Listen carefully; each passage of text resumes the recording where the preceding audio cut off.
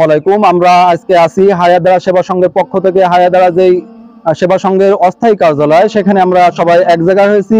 সেটার কারণ হলো, আপনারা সবাই জানেন, হায়াদারা সেবা সংঘের পক্ষ থেকে গত রমজান মাসে স্বাবলম্বী প্রজেক্টের হাতে নেওয়া হয়েছিল। সেই প্রজেক্টের আমরা এবার 5টা ছাগল দিতে সক্ষম হয়েছি। যে আমাদের টাকা উঠেছিল, সেই টাকা দিয়ে আমরা 5টা ছাগল দিতে সক্ষম হয়েছি। ইতিমধ্যে আমরা 2টা ছাগল দিয়েছি এবং আজকে যে 3টা বাকি ছিল, সেই 3টা কিন্তু আজকে এটা কেনা হয়েছে।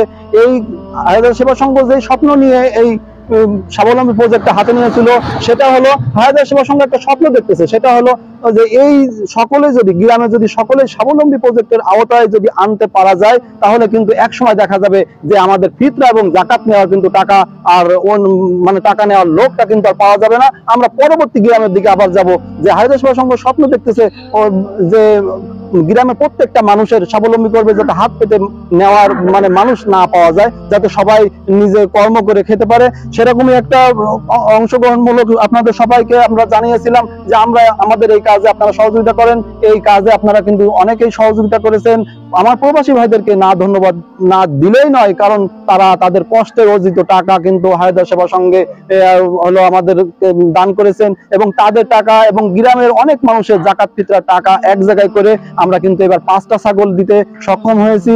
এবং আপনাদের কাছে আহ্বান জানাচ্ছি, আপনারা যদি পরবর্তীতে আমাদেরকে এই সহযোগিতা গুলো করতে থাকেন, তাহলে ইনশাআল্লাহ আগামীতে আমরা আরো বেশি বেশি এই স্বাবলম্বী প্রজেক্টে অনেক মানুষকে দিতে পারবো, এবং আস্তে আস্তে আমাদের গ্রাম সবাই হলো স্বাবলম্বী হয়ে যাবে ইনশাআল্লাহ।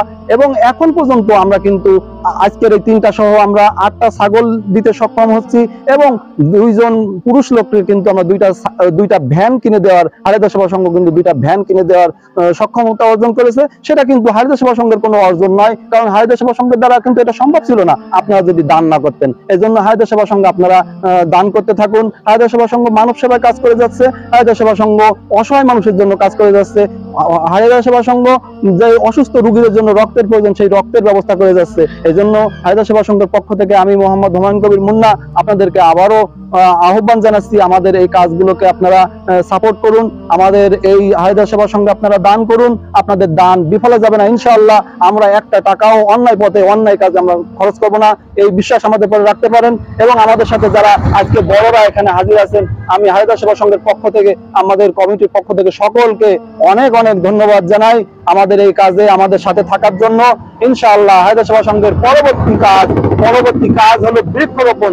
যেহেতু হায়াদারা সেবা সংঘ রাসূল সাল্লাল্লাহু আলাইহি সাল্লাম বলেছে যে তোমরা বেশি বেশি গাছ লাগাও, কারণ রাসূল সাল্লাল্লাহু আলাইহি সাল্লাম বলেছেন যে তোমরা যদি একটি গাছ লাগাও, সেই গাছ থেকে যদি একটা ফল হয়, সেই ফল থেকে যদি একটা পাখি এক টুকরো পাখি বা এক ঠোক যদি ফল খায়, এই ফলটা যদি সেই পাখি ভক্ষণ করে, তাহলে সেই সওয়াব কিন্তু যারা লাগাবে তারা কিন্তু সদকায়ে জারি হিসেবে এই সওয়াব পেতেই থাকবে। এই জন্য রাসূল সাল্লাল্লাহু আলাইহি সাল্লাম যেহেতু আমাদেরকে গাছ লাগানোর কথা বলেছে, যেহেতু আমাদের সামনেই বর্ষার মৌসুম, শুধু হায়াদারা সেবা সংঘ লাগালেই কিন্তু হবে না। হায়াদারা সেবা সংঘের পাশাপাশি আপনারা যারা আছেন সকলে মিলে বেশি বেশি করে গাছ লাগান, বাংলাদেশকে বাঁচান।